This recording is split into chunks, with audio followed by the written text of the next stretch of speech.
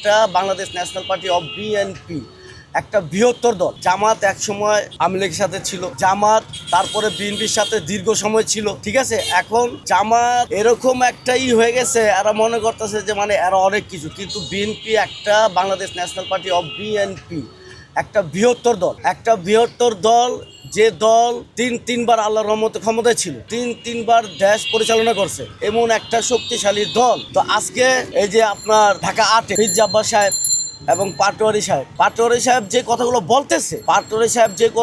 বলতেছে আসলে এটা মন করা কথা। আজকে দেখেন Bangladesh national party of BNP যে প্রতিষ্ঠাতা ছিল জিয়াউর রহমান, শহীদ মানে স্বাধীনতার ঘোষক শহীদ প্রেসিডেন্ট জিয়াউর রহমান, তিনি জামাতকে অনেক কিছু করে দিয়েছে। প্লাস আপনার তিনবারের প্রধানমন্ত্রী আপসী নেত্রী, যে নেত্রী মৃত্যুর আগে বইলা গেছে যে এটাই আমার ঠিকানা, বাইরে আমার কোথাও ঠিকানা নাই, হ্যাঁ, এই নেত্রীও এই জামাত ইসলামকে অনেক কিছু করে দিছে, অনেক কিছু করছে। আজকে জামাত কিছু হইলেই আগে বিএনপির ইসে গিয়া পলাইছে, কিছু হইলেই বিএনপি ছাড়া কিছু বুঝে নেই। হ্যাঁ, আজকে জামাত মানে এরকম ফুইলা পাইটা গেছে। দেখেন বিষয়টা যে এই যে চরমোনাই সাহেব হাত পাখা, হ্যাঁ, ওনারা কেন আলাদা হয়ে গেল? অবশ্যই মানে ওনারা এত ভদ্র হয়ে গেছে এই কারণে আলাদা হয়ে গেছে, ঠিক আছে। তো এরা যদি এই যে আজকে পাটোয়ারি সাহেব বলেন, এরা যদি মনে করে যে অনেক কিছু যে বিএনপিকে উল্টায় দিবে, দানেশিসকে উল্টায় দিবে, এটা অসম্ভব। কারণ এটা একটা বৃহত্তর দল এবং তারা তিনবার আল্লাহর রহমতে দেশ পরিচালনা করছে। হ্যাঁ, দেশ পরিচালনা করলে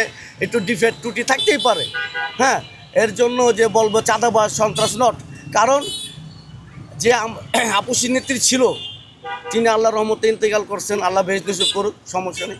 কিন্তু আজকে যে যদি বিএনপি প্লাস ধানেশিস বিএনপি ক্ষমতা আসে, এখন আরও শক্তিশালী, আরও মানুষের জন্য নিরাপদ হবে। কারণ কি, এখন আমাদের তারেক জিয়া আছেন, তিনি একজন পুরুষ পোলা, তিনি মহিলা না, তিনি সন্ত্রাস তো রাখবেনই না, চাঁদাবাজি রাখবেনই না, এবং দেশ খুব সুন্দরভাবে পরিচালনা করবেন ইনশাল্লাহ। হাবত তো অবশ্যই দিতে হবে, কারণ এই জুলাই আগস্টের আমাদের এত কিছু। আজকে জুলাই আগস্টে মানুষে বলছে কি যে আমরা স্বাধীন দেশ পাইছি, হ্যাঁ, আমরা আবার স্বাধীন করছি, স্বাধীন হয়েছে। তো এই হিসাবে অবশ্যই হাতে ভোট দিতে হবে।